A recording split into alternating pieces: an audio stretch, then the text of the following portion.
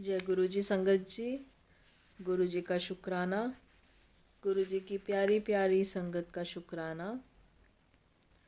संगत जी, कल हमने महाशिव पुराण कथा रुद्र संहिता के द्वितीय खंड आरंभ किया था। कल हमने पहला व दूसरा अध्याय श्रवण किया था, जिसमें हमने श्रवण किया था नारद जी के प्रश्न और ब्रह्मा जी के द्वारा उनका उत्तर, सदाशिव से त्रिदेवों की उत्पत्ति तथा ब्रह्मा जी से देवता आदि की सृष्टि के पश्चात एक नारी और एक पुरुष का प्राकट्य। संगत जी, आज हम तीसरा, चौथा व पांचवा अध्याय श्रवण करेंगे। जय गुरु जी। ओम नमः शिवाय, शिवजी सदा सहाय। ओम नमः शिवाय, गुरुजी सदा सहाय। जय गुरु जी। महाशिव पुराण कथा रुद्र संहिता द्वितीय खंड, तीसरा, चौथा व पांचवा अध्याय। कामदेव के नामों का निर्देश, उसका रति के साथ विवाह तथा कुमारी संध्या का चरित्र, वशिष्ठ मुनि का चंद्रभाग पर्वत पर उसको तपस्या की विधि बताना। ब्रह्मा जी कहते हैं, मुने, मेरे अभिप्राय को जानने वाले मरीचि आदि मेरे पुत्र सभी मुनियों ने उस पुरुष का उचित नाम रखा। दक्ष आदि प्रजापतियों ने उसका मुंह देखते ही परोक्ष के सभी सारे वृतांत जानकर उसे रहने के लिए स्थान, पत्नी प्रदान की। मेरे पुत्र मरीचि आदि द्विजों ने उस पुरुष के नाम निश्चित करके उससे यह युक्ति युक्त बात कही। ऋषि बोले, तुम जन्म लेते ही हमारे मन को भी मतने लगे हो। मन्मथ नाम से विख्यात होगे। मनोभव, तीनों लोकों में तुम इच्छानुसार रूप धारण करने वाले हो। तुम्हारे समान सुंदर दूसरा कोई नहीं है। अतः काम रूप होने के कारण तुम काम नाम से भी विख्यात हो। लोगों को मदमत बना देने के कारण तुम्हारा एक नाम मदन होगा।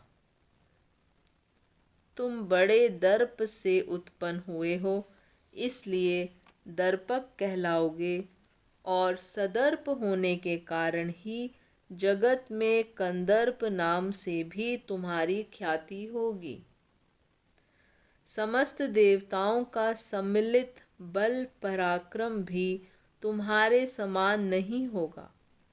अतः सभी स्थानों पर तुम्हारा अधिकार होगा और तुम सर्वव्यापी होगे।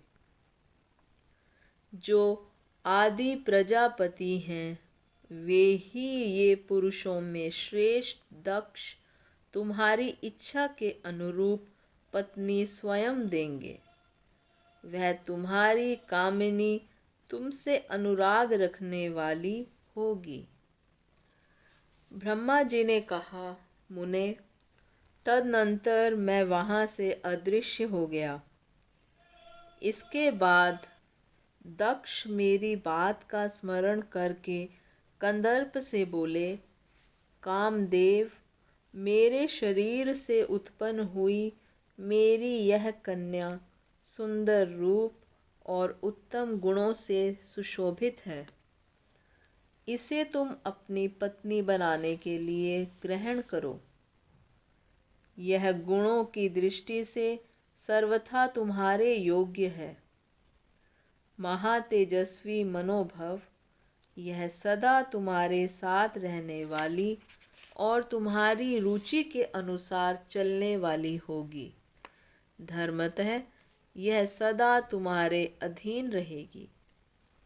ऐसा कहकर दक्ष ने अपने शरीर के पसीने से प्रकट हुई उस कन्या का नाम रति रखकर उसे अपने आगे बैठाया और कंदर्प को संकल्प पूर्वक सौंप दिया। नारद, दक्ष की वह पुत्री रति बड़ी रमणीय और मुनियों के मन को भी मोह लेने वाली थी। उसके साथ विवाह करके कामदेव को भी बड़ी प्रसन्नता हुई। अपनी रति नामक सुंदरी स्त्री को देखकर उसके हाव भाव आदि से अनुरंजित हो कामदेव मोहित हो गया। तात, उस समय बड़ा भारी उत्सव होने लगा जो सबके सुख को बढ़ाने वाला था। प्रजापति दक्ष इस बात को सोचकर बड़े प्रसन्न थे कि मेरी पुत्री इस विवाह से सुखी है। कामदेव को भी बड़ा सुख मिला, उसके सारे दुख दूर हो गए। दक्ष कन्या रति भी कामदेव को पाकर बहुत प्रसन्न हुई। जैसे संध्या काल में मनुहारिणी विद्युन्माला के साथ मेघ शोभा पाता है, उसी प्रकार रति के साथ प्रिय वचन बोलने वाला कामदेव बड़ी शोभा पा रहा था। इस प्रकार रति के प्रति भारी मोह से युक्त रतिपति कामदेव ने उसे उसी तरह अपने हृदय के सिंहासन पर बिठाया जैसे योगी पुरुष योग विद्या को हृदय में धारण करता है। इसी प्रकार पूर्ण चंद्रमुखी रति भी उस श्रेष्ठ पति को पाकर उसी तरह सुशोभित हुई जैसे श्री हरि को पाकर पूर्ण चंद्रानना लक्ष्मी शोभा पाती है।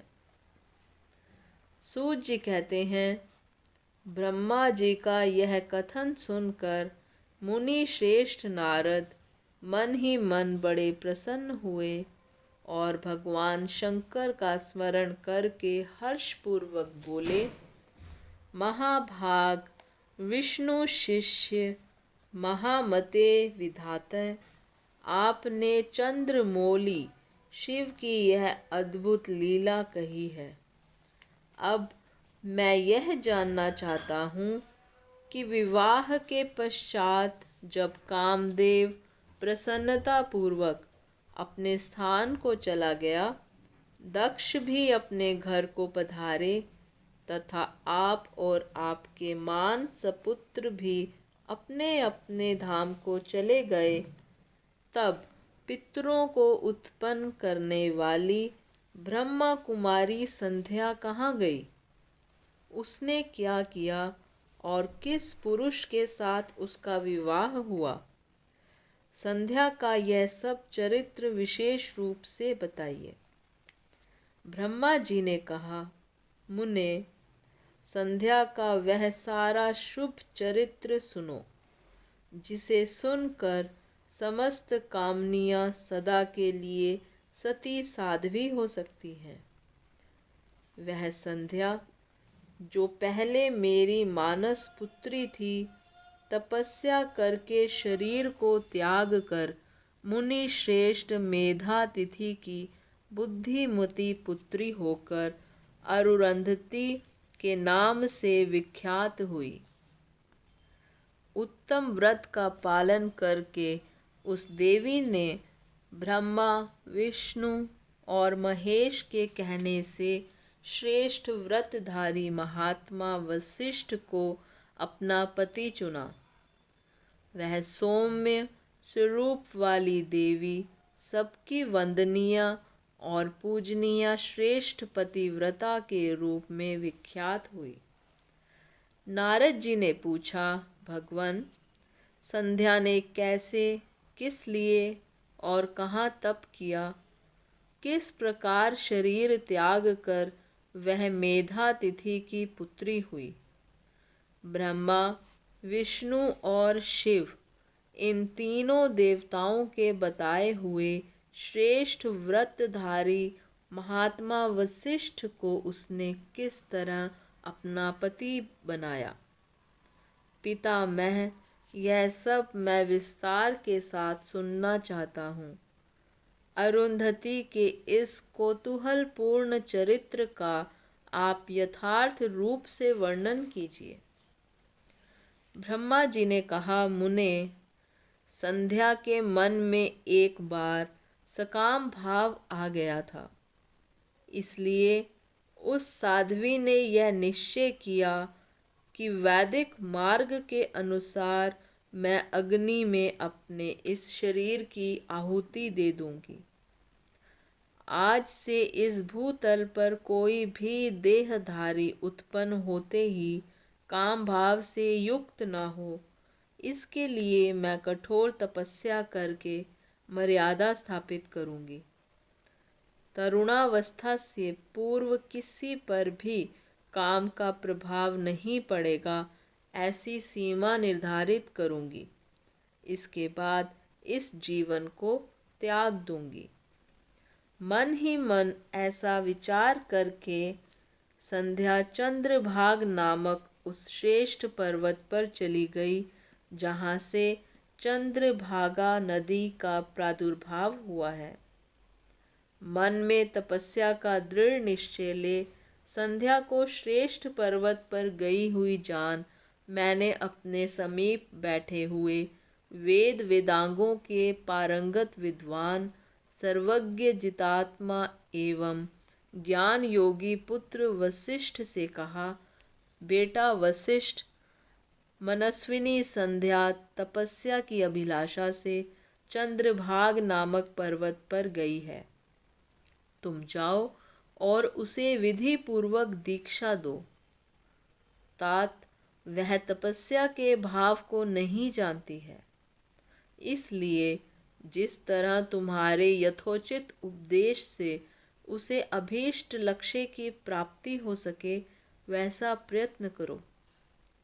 नारद, मैंने दयापूर्वक जब वशिष्ठ को इस प्रकार आज्ञा दी, तब वे जो आज्ञा कहकर एक तेजस्वी ब्रह्मचारी के रूप में संध्या के पास गए।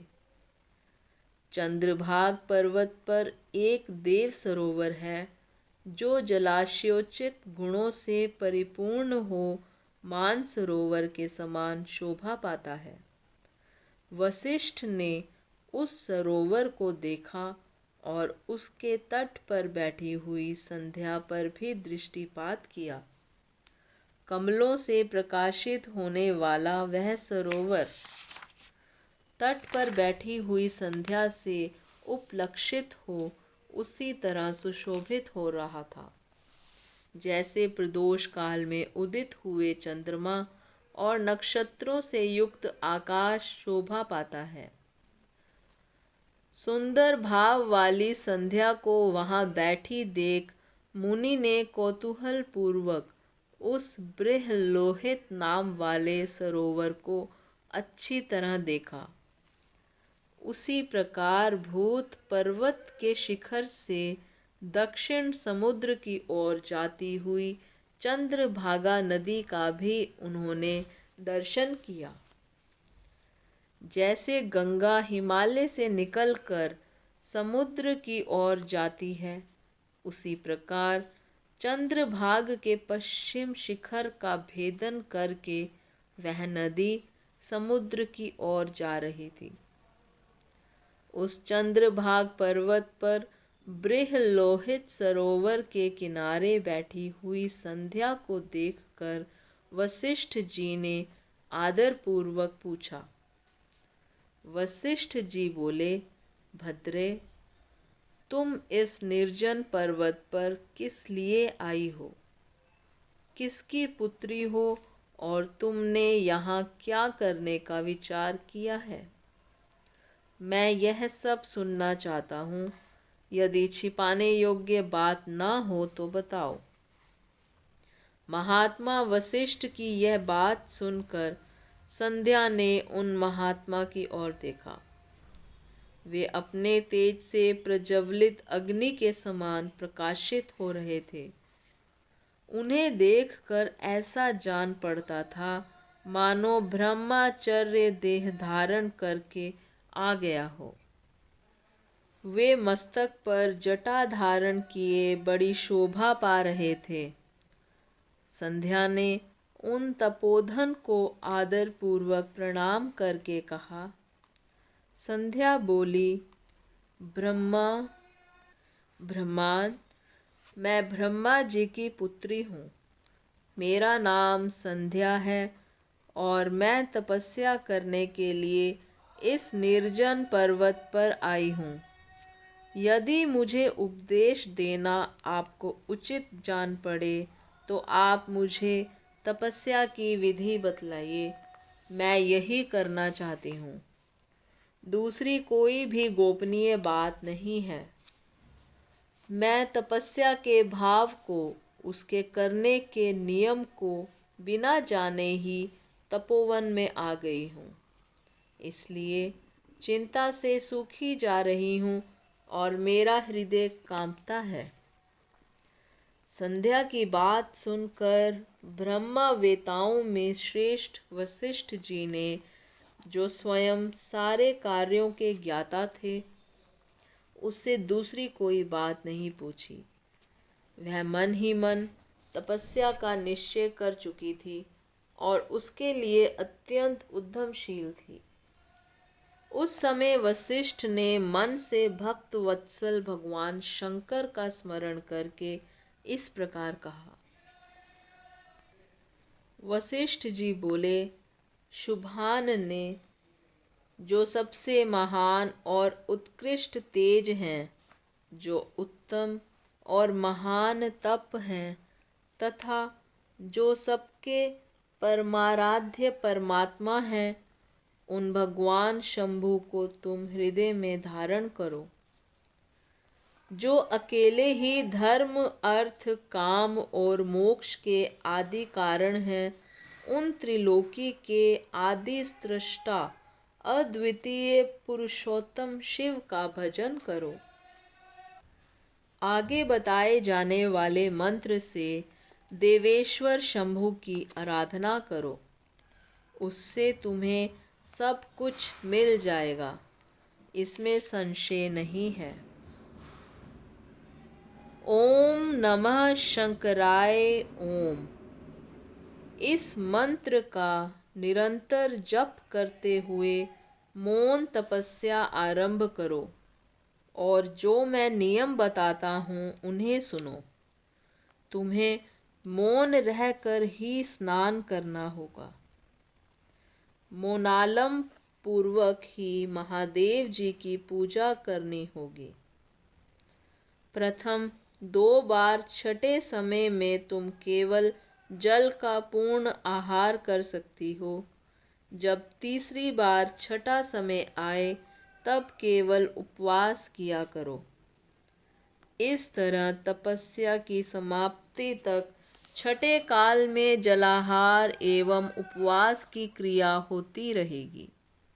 देवी, इस प्रकार की जाने वाली मौन तपस्या ब्रह्मचर्य का फल देने वाली तथा संपूर्ण अभीष्ट मनोरथों को पूर्ण करने वाली होती है।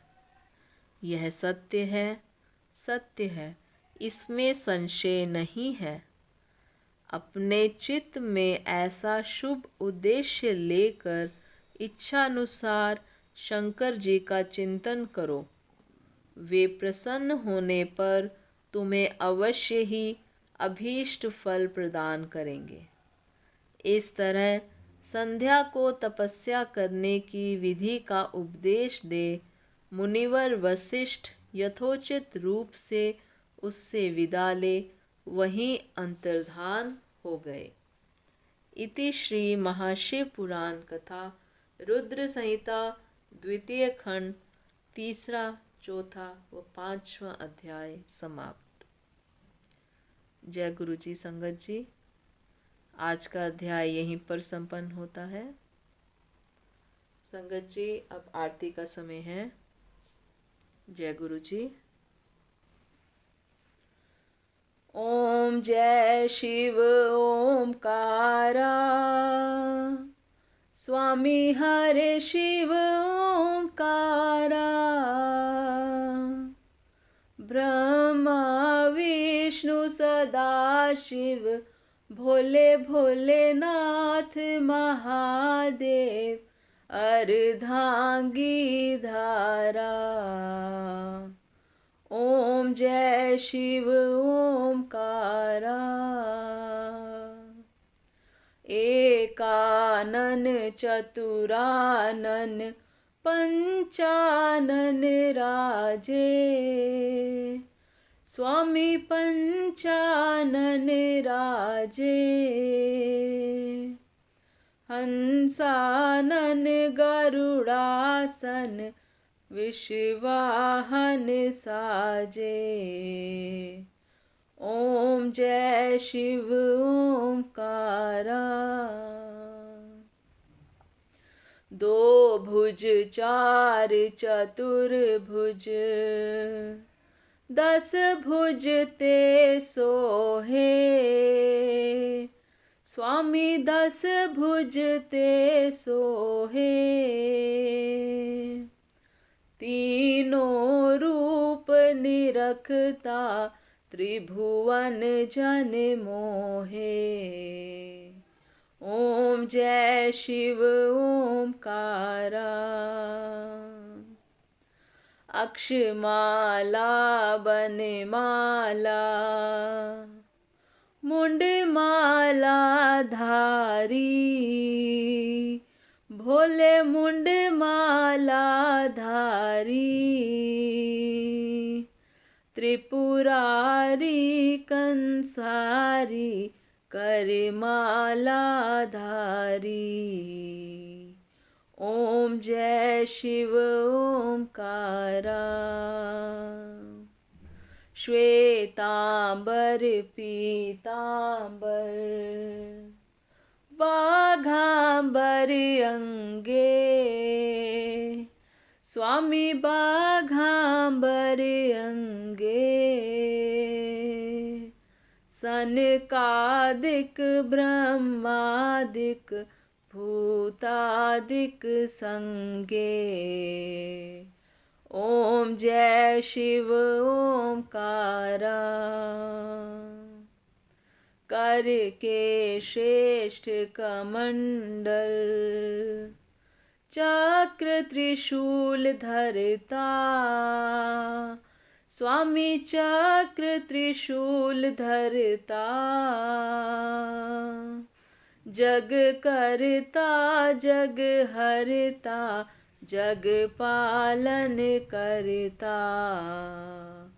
ओम जय शिव ओमकारा,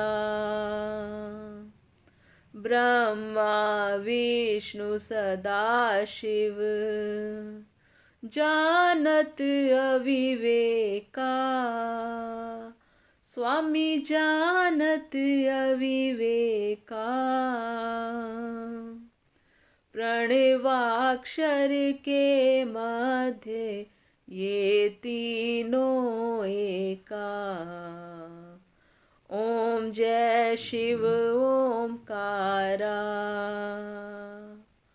त्रिगुण शिव जी की आरती, जो कोई नर गावे, स्वामी प्रेम सहित गावे।